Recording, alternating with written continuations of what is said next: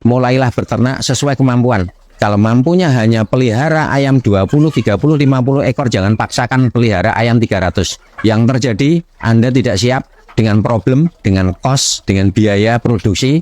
Yang terjadi adalah ayamnya rusak. Solusi untuk mensiasati lahan yang sempit adalah menggunakan kandang-kandang baterai seperti ini. Kandang bertingkat untuk memaksimalkan populasi. Sehingga lahan kita sempit tetapi populasinya bisa dimaksimalkan. Jenengan tahu bahwa saya tinggal di perkampungan padat, kanan kiri ini rumah semua, tetapi kandang saya nggak bau. Itu ada dua cara yang harus kita lakukan. Yang pertama, kita bisa menggunakan bakteri mikroba.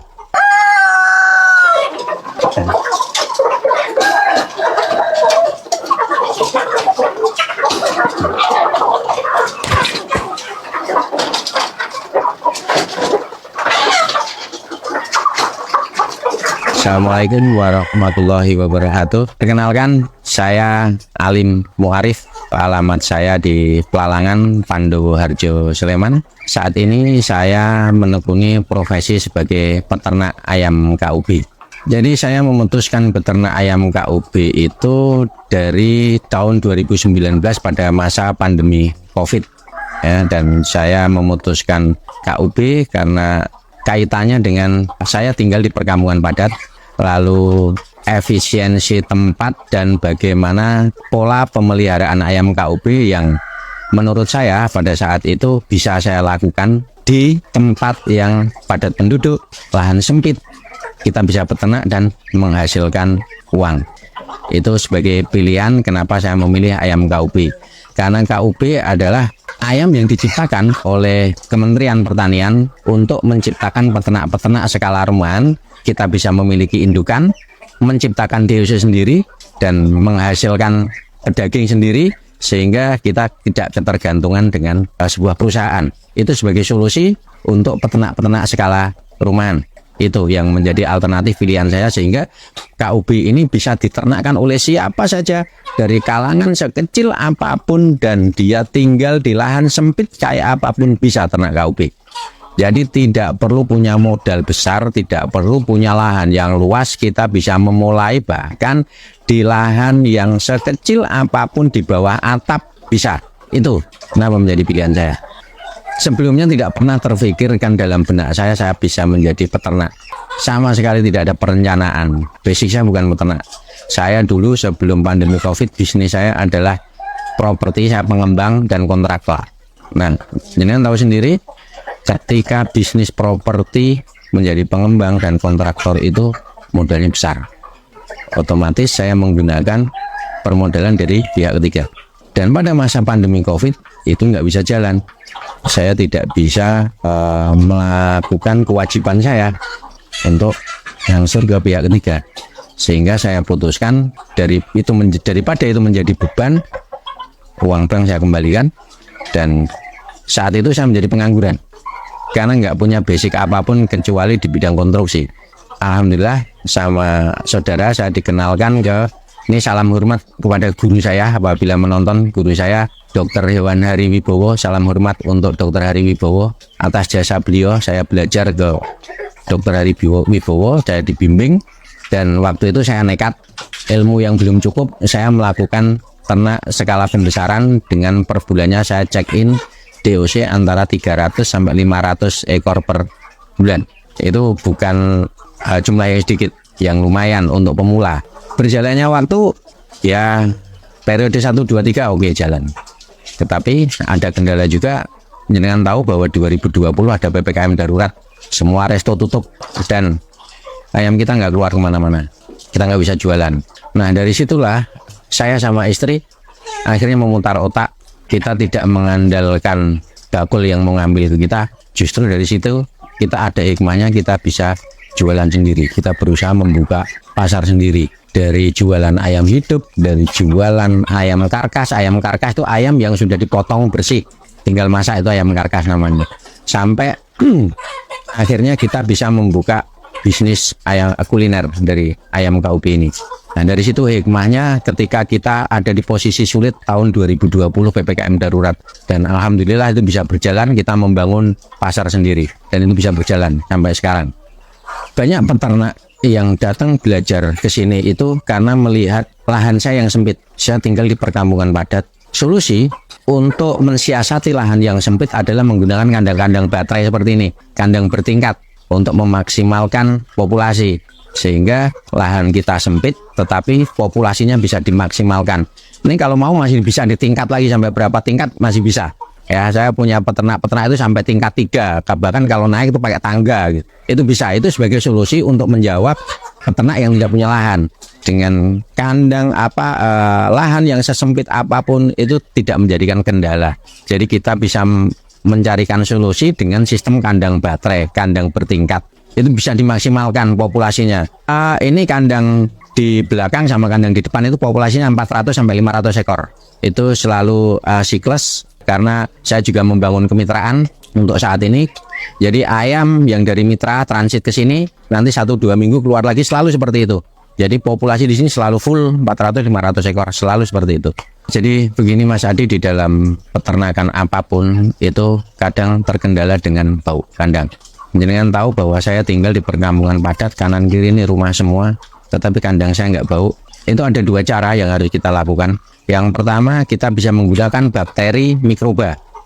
Bakteri mikroba itu bisa dicampurkan ke dalam pakan dan minum, atau ada juga yang pakannya difermentasi. Fermentasi itu juga menggunakan bakteri mikroba.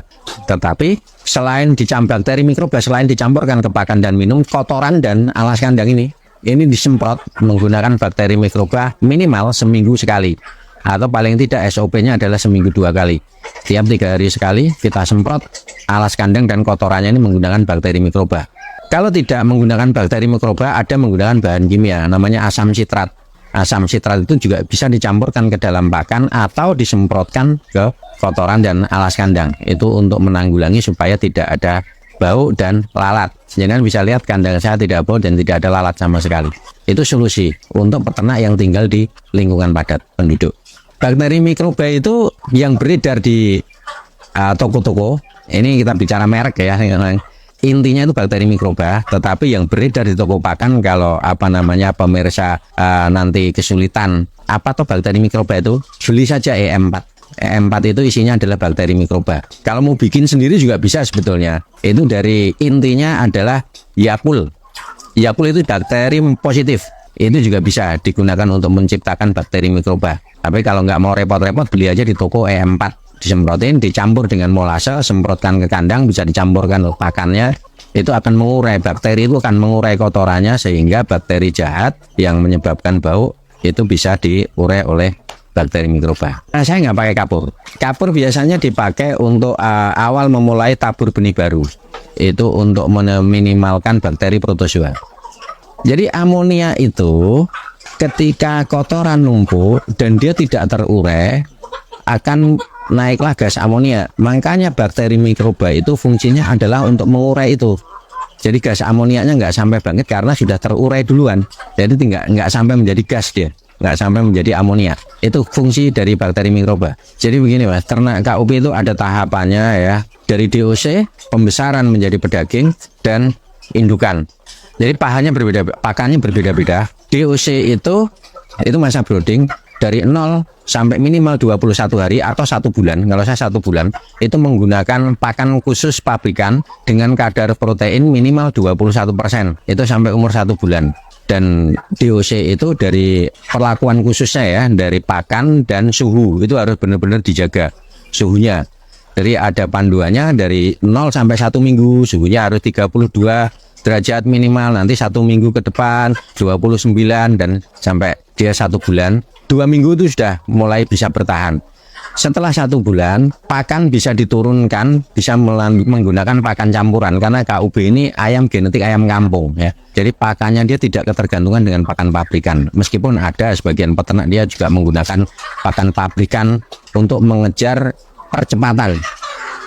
Tetapi sebetulnya KUB ini bisa menggunakan pakan campuran dengan komposisi minimal. Kalau kita tidak bisa menciptakan nutrisi atau protein yang bagus, itu kita tetap menggunakan pakan pabrikan minimal 40%, lalu jagung giling untuk selepas umur ayam 1 bulan ya, 40% konsentrat pedaging atau fur, lalu jagung gilingnya 50%, nanti katolnya 10-20% saja. Itu untuk pembesaran, speknya pedaging. Dari situ ayam setelah 2,5 sampai 3 bulan itu bobotnya sudah mencukupi untuk yang dibutuhkan serapan pasar. 8 on sampai 1 kilo. Biasanya yang betina-betina dia kurang dari 1 kilo, tapi yang jantan-jantan malah bisa 1 kilo up. Itu butuh waktu 2,5 sampai 3 bulan saja. Jadi bobot ayam itu sangat dipengaruhi oleh bagaimana nutrisi pakan. Jadi kalau berpikir bagaimana untuk menghemat pakan, konsekuensinya nanti adalah waktunya butuh waktu yang sangat panjang, sehingga kita rugi di waktu. Jadi kita harus paham menciptakan pakan tidak mahal tetapi juga tidak murahan. Yang harus diperhatikan adalah kadar nutrisi apa yang dibutuhkan oleh ayam kita. Jadi proteinnya harus berapa persen, metabolisme energinya harus berapa persen, karbohidratnya harus berapa persen, sehingga nutrisi yang dibutuhkan oleh pertumbuhan ayam untuk menjadi pedaging ini semuanya tercukupi, sehingga waktu panennya bisa terpenuhi gitu, dan bobotnya tercapai di usia 2,5 sampai 3 bulan. Kalau nutrisi dan proteinnya bagus, itu 2,5 bulan sudah bisa mencapai bobot 1 kilo. Ya namanya kita ternak makhluk bernyawa, itu pasti ada aja kendala dari bakteri, senot, CRD, flu. Biasanya yang sering dialami itu ketika terjadi peralihan musim pancaroba dari musim penghujan ke musim kemarau atau dari musim kemarau ke musim penghujan. Itu kalau orang kebanyakan menyebutnya musim aratan. Itu banyak musim ayam sakit. Tetapi kita harus paham bagaimana mengantisipasi itu. Lakukan SOP manajemen kandang. Apa itu SOP manajemen kandang? Kebersihan kandang harus terjaga, amoniak tidak naik, ayamnya harus dikasih vitamin, supaya ayam tidak gampang terserang sakit. Itu lakukan penyemprotan kandang menggunakan desinfektan. Minimal seminggu sekali lakukan penyemprotan kandang menggunakan desinfektan. Fungsinya untuk apa? Supaya virus dan bakteri tidak bisa berkembang di kandang, terutama pada saat musim pancaroba itu kelembapan udara sangat tinggi dan menyebabkan virus dan bakteri sangat mudah berkembang di kandang. Nah, selain itu juga pada saat musim pancaroba kasih pakan ayam kita yang pakan yang nutrisinya bagus, tambah vitamin. Dan kita harus paham ketika musim pancaroba vaksin itu harus SOP, vaksin ayam harus divaksin dan DOC. Lalu minum-minumnya ini kita harus menyesuaikan. Ketika ada ayam sakit, kasih obat-obatan. Kita harus paham ini ayam kita sakit apa, kasih obat sesuai dengan, karena ayam berbeda-beda. Ayam sakit ini obatnya ini, ayam sakit ini benar. Nah itu peternak harus paham itu. Awal-awal saya beternak karena kurangnya ilmu dan nekat pada saat itu, minim ilmu tetapi sudah langsung pembesaran dengan skala yang besar. Ayam kita terserang virus. Kita pernah mengalami populasi itu tahun 2020 400 ekor ayam kita cuman tersisa 40 ekor. Jadi pengalaman itulah yang menyebabkan kita harus banyak belajar lagi. Kalau peternak belum pernah mengalami itu, mental yang belum kuat. Jadi dari pengalaman itu saya jatuh di 2020 dengan kandang saya terserang virus. Saya mulai merubah mindset saya, tidak menjadi peternak skala pembesaran, tetapi saya memulai dengan indukan. Dari nol lagi mas, dari nol lagi. Yang dulu populasi saya besar, nggak mampu untuk memulai dengan yang besar, saya memulai dari yang kecil dengan memelihara. Waktu itu saya cuma punya 20 ekor betina. Nah dari situ mulai kembali lagi menikmati proses lagi. Jadi punya indukan, punya telur-telur tetas seperti ini, kita menetaskan sendiri, menciptakan DOC sendiri, pembesaran sendiri, dan sampai saya olah menjadi kuliner sendiri. Jadi mata rantai di semua hulu sampai hilirnya ini saya pernah alami semuanya. Saya menikmati proses itu sehingga saya masih eksis sampai sekarang. Jadi kuncinya ini kepada peternak-peternak pemula, kalau ada masalah tidak terus kita tinggalkan bidang usaha kita, tetapi cari solusinya, cari akar permasalahannya, kita belajar lagi ilmunya dan menikmati prosesnya, kita bangkit kembali dari nol. Jangan beralih ke bidang usaha baru yang itu juga membutuhkan gambling yang sangat tinggi. Itu mentalnya harus kuat. Jadi peternak-peternak pemula jangan melihat ketika peternak sukses itu tiba-tiba dia jalannya mulus saja, enggak. Pasti semuanya ada kendala. Yang jelas belajarlah dengan orang yang tepat. Jadi di sini Di KUB Sleman Utara ini saya menerima orang-orang tidak hanya seputaran Jogja saja, saya banyak menerima orang-orang dari luar kota Jogja, dari luar daerah. Bahkan yang terakhir saya menerima teman-teman dari Bali. Jadi sebisa mungkin saya sarankan sebelum memulai beternak, itu cari ilmunya dulu. Minimal searching Google saja, minimal searching Google. Apa toh itu ayam KUB? Lalu bagaimana metode peternakan KUB? Lalu bagaimana sistem pasar KUB? Kalau sudah, coba datangi orang yang sudah eksis. Jangan pemula, tapi peternak-peternak yang sudah eksis dan sudah terbukti. Belajarlah ke mereka. Pasti ada pengalaman-pengalaman yang bisa diajarkan kepada pemula. Selain kita mencari literasi-literasi, kita belajar langsung. Karena ketika kita baru mencoba belajar lewat literasi atau kita searching Google atau YouTube, itu akan berbeda ketika kita datang langsung ke kandang, kita langsung aplikasikan langsung ilmu kita bagaimana manajemen kandangnya. Belajarlah dengan orang yang tepat, itu tadi. Jadi saran saya, cari dulu ilmunya sebelum memulai. Itu akan jauh bisa menolong daripada beternak sambil belajar. Jadi belajar dulu, nanti baru memulai. Nah, dalam beternak pun itu tetap ada proses pembelajaran. Karena dalam proses pendewasaan kita, berjalannya waktu, itu ada saja problem yang akan kita alami. Nah, kalau kita ketemu dengan orang yang tepat, step by stepnya ini, ketika ada problem seperti ini, penanganannya seperti apa. Besok ketemu lagi, masalah seperti ini, penanganannya seperti apa. Lama-kelamaan kita akan pinter dengan sendirinya. Di sini KUB Sleman Utara tidak hanya sekedar kita ke ayam hidupnya, tapi kita juga sampai ke kulinernya. Yang pertama kita jualan DOC.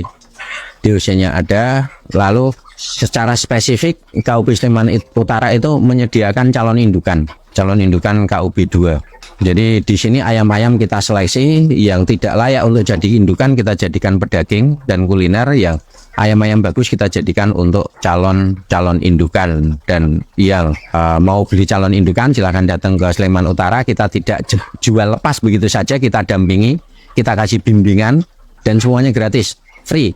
Bahkan tidak datang ke KUB Sleman Utara tidak hanya beli ayam, datang ngobrol-ngobrol, belajar, tidak dipungut biaya sebesar pun, gratis. Monggo silahkan datang ke KUB Sleman Utara. Kita mengedukasi terutama anak-anak muda. Ayo, ini potensi yang menguntungkan. Jadi lulus sekolah, lulus kuliah, tidak hanya sekedar mencari pekerjaan. Yuk ciptakan peluangmu sendiri. Jadilah entrepreneur baru. Dunia peternakan menjanjikan. Yang jelas kita mau belajar. Saya mengajak ke kaum milenial, cobalah lirik potensi-potensi baru yang mungkin tidak ada di bangku kuliah, mungkin tidak ada di bangku sekolah, tetapi ini bisa menjadi peluang bisnis. Untuk KUB Sleman Utara bisa menghubungi di 0822 42 169 804. Untuk saya mengajak khususnya kalangan muda, karena kebanyakan yang datang ke sini itu rata-rata golongan bapak-bapak yang sudah mau masuk masa pensiun. Jadi orientasinya tidak untuk bisnis oriented, tetapi untuk mengisi kesibukan. Tetapi kalau anak muda yang mau belajar ke sini, saya ajari bagaimana ke bisnis orientednya. Karena ini peluang sangat menjanjikan. Saya berpesan untuk kalangan muda, generasi muda, ketika mau beternak, yang pertama tadi belajar dulu, cari ilmunya. Yang kedua, mulailah beternak sesuai kemampuan. Kalau mampunya hanya pelihara ayam 20, 30, 50 ekor, jangan paksakan pelihara ayam 300. Yang terjadi, Anda tidak siap dengan problem, dengan cost, dengan biaya produksi. Yang terjadi adalah ayamnya rusak, tidak sesuai harapan. Jadi sesuaikan kemampuan kita, ilmu kita, dan pembiayaan kita. Itulah yang diterapkan untuk pemula. Dari sedikit dulu, nikmati prosesnya. Ketika semuanya sudah dikuasai, baik itu ilmu dan finansial, oke. Go, silakan. Kalau mau beternak secara skala besar-besaran, monggo silakan. Tetapi jangan lupa bangun jaringan juga. Saya berharap peternak tidak hanya menjadi sekedar peternak, tetapi juga menjadi entrepreneur, pelaku bisnis, sehingga bisa mempertahankan eksistensi KUB ini bisa bertahan. Dan saya berharap ini KUB adalah produk dalam negeri, produk anak bangsa yang bisa menjadi raja di negaranya sendiri. Itu harapan saya.